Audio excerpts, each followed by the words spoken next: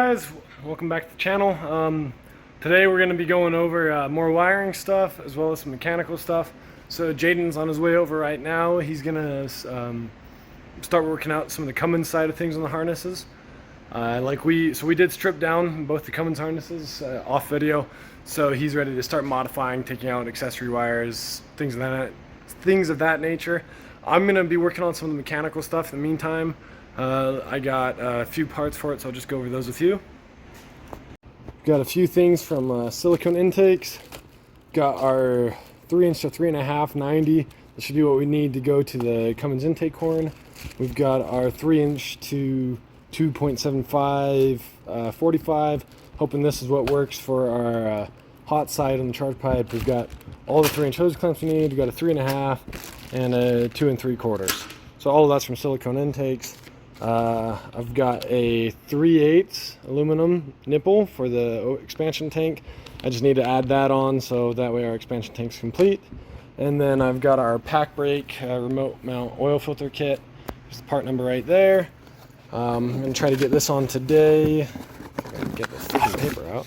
So hose fittings, here's the pieces in here so we can remount the oil filter. Haven't decided on a place yet, but just kind of gonna see what we're working with. It'll probably either be up here or somewhere in the bottom on the frame, but we'll figure that out when we get there. So that's kind of the plan for today. So we're gonna go ahead and get started on that and update y'all as we go. Some of y'all might find this interesting. I was cleaning out the old expansion tank. I was actually testing the nipple in there to make sure. I'll just show you. So this is the nipple I got to add on to the new one, and it's below the cold fill, and I was just making sure it came out there.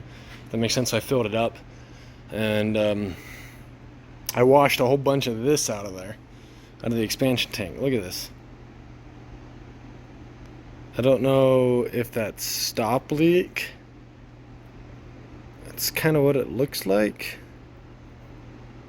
but so that's nice. That's all inside the expansion tank. So whatever that is, that was in the 6.4 and means it's probably in my radiator. So I'm going to flush that out. So it's nice. Alright, so the nip was welded on the expansion tank. I ended up cleaning up some more welds too while it was out, so I'll show you that. So there's the nipple right there. It's gonna hopefully be cold level somewhere around here. So it's just kind of emulating, or it's emulating works. Copying the Ford stock tank. So that's welded on there. Had a piece of 1" hose laying around. I was hoping it was long enough, but it's not. So I'll get some more of that. And then I ended up adding another layer to these outside welds so that you could see more. Oh no, so cleaned up. So this is done, officially. So now we're gonna move on to probably intercooler piping. So I'm gonna try to figure out this side. Okay, so I mocked up my 45-degree coupler, the adapter one to the 3" pipe, and the angle's a little off right now, but you get the idea. It's pretty close. I'm actually pretty pleased with that right now. So what I think we're gonna do is I'm gonna chop this pipe right here. I'm gonna extend it probably 2.5 inches or so, maybe slightly angle it so I can get a better angle. And then that way it keeps piping super simple. Right now, it's not touching the alternator. It's close, it's hard to tell, but it's not touching. And if I get it just right, it's not touching the AC line either. And I have access to the plug, access to battery cable. So I think that's kind of the winner design right now. And just because I know that'll work, so we're gonna pull that off. Probably pull this pipe back out, weld a ring on it because it's just cut off, so that way it helps with clamping. And we'll go from there. Alright, so we got things tacked together. I added 2.5 inches. Probably could have gotten away with 2" or even 1.5 inches because it's like down in here, but it means we have plenty of clamping. But works really well. It's not touching anything right now, and it'll hold it nice and steady. So clear on the AC lines, clear on the alternator all the way around. It's close, but it doesn't touch. So, and up in here, comes out to about right here. So we got plenty of clamping room there. And here it comes up to like right there, so we got plenty of clamping room there. So that's basically the hot side figured out, which really isn't that bad at all. So I'm going to pull out this pipe. We're gonna pull out all the other pipes here. We're gonna finish TIG welding them up, and then I am gonna weld on the end of this one, and on the other side of this one, I'll show you when it's out, a ridge, just because this does see higher pressure. So, but pretty good. So we'll pull that out.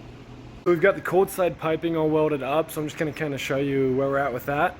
So here's the one pipe that adapts from the 90 to the 45. Just painted it black so it doesn't rust. Nothing too fancy. It's got the extension in there, and then welded on the end to keep the hose from slipping off. Then we've got the pipe that goes from the intercooler to the 90, which is what connects to that.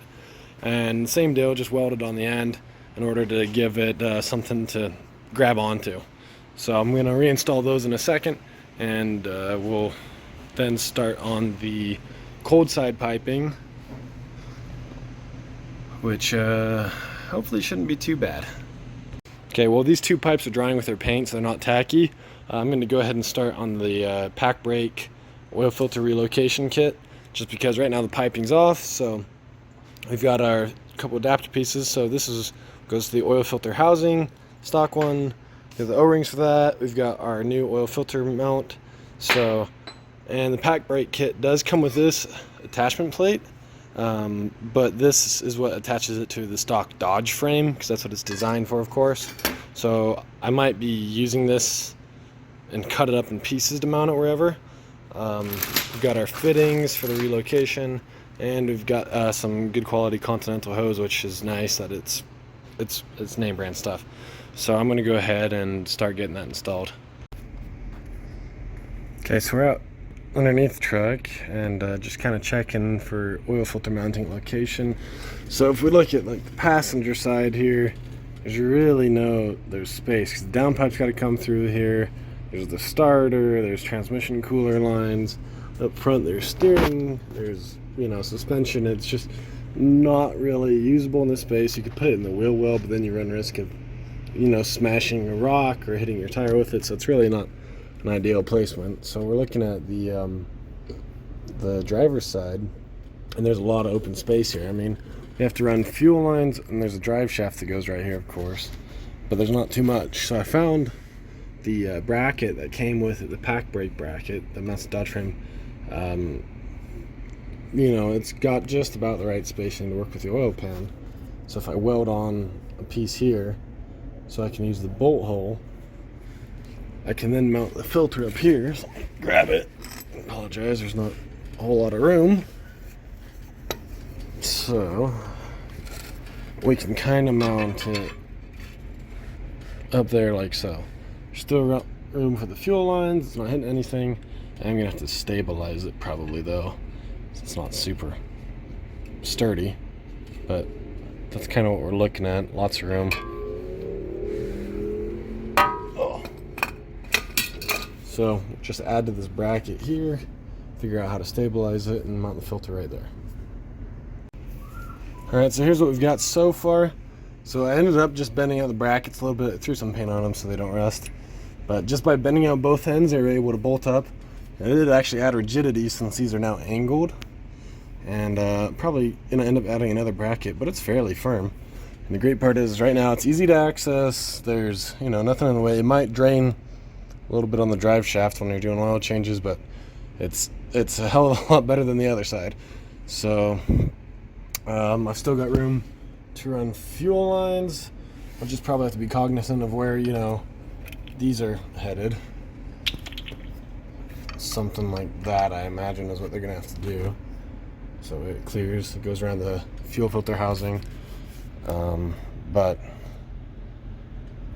pretty pleased with that. That's easy stuff. I like that. All right, it's Saturday morning.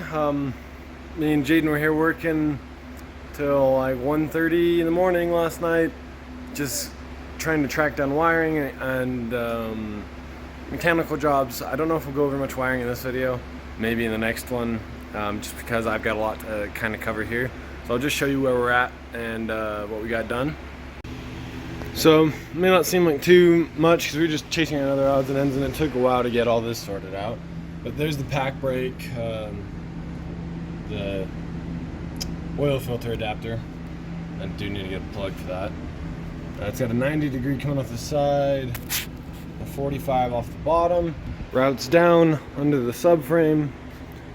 Well, across the cross member, not really a subframe, but no, they're not fully attached over here because I do have to change it a little bit around just for orientation, and I need to add mounts and clamps to keep it from rattling or rubbing against things. So when we pull the cab back off, we'll reassess those. But that's basically routed. It's done how I need it to be. It's not going to interfere with anything. Make the fuel lines a little bit tighter, but we can re-bend lines and shift stuff around pretty easy. So I'm not too worried about it. And then we got the hot side all finished up here, minus the clamps. Again, I'm not going to clamp it until we're for sure that the cab's staying on. It's easy enough to unclamp and reclamp, but I'm just going to leave them off until we're situated, and if we have to pull stuff off, it's just easier. So it's 2 3/4 to 45 to 3 inch, and then we got just bits and pieces of the stock pipe cut up to work there, and a 3 inch 90 degree adapter into the stock pipe again. No touching, no touching. So that's gonna work out great. AC lines fit around it. This one's just gonna have to get extended, and then the intake will be the next fun part. It's gonna be a little tight, I think. Now I'm moving over to the cold side here, which I'm hoping shouldn't be too bad. So we got the 3.5 to 390, and again, I've just got pieces of the stock pipe here. So this one came off of this side, I believe. And what I'm kind of thinking we try is just chopping off the end of this, so it actually puts it about right. So we'll chop down this so it's shorter, try tacking it on and kind of see where that leaves us. But I'm going to pull out the battery box and the expansion tank just to make my life easier. Okay, so we're just going to show you what we got here. Got the two pieces tacked together, run right up. They're not hitting the brake lines. They're close, not touching though. It's kind of the same story down here near the frame. I have to adjust it just right, but there is an air gap, so I think we'll be all right.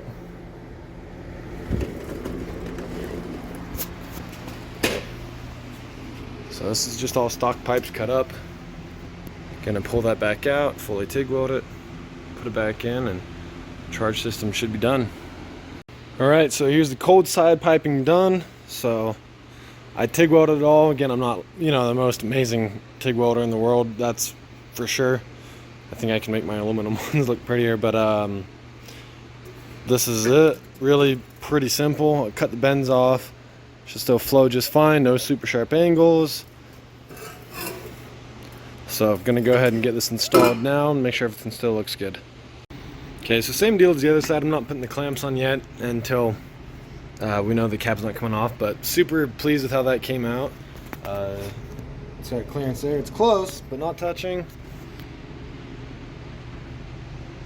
It's all the factory piping from there down, so it keeps nice, it's tucked tight to the fan. This does fit, no issues. Put that back on. No problems. We'll come down here to where things are situated. A little oily down here, but not touching at all. Got about a quarter inch or so. Depending on how I tighten it up and shift it around, I think I can get to about half an inch. So yeah, really not too bad. So I'm probably gonna be wrapping up this video right about here, just because I'm done. Saturday, I'm gonna go hang out. I've been here all week, so I'm gonna show you. I've got a little box here with a few more I've got a box here with a. I've got a box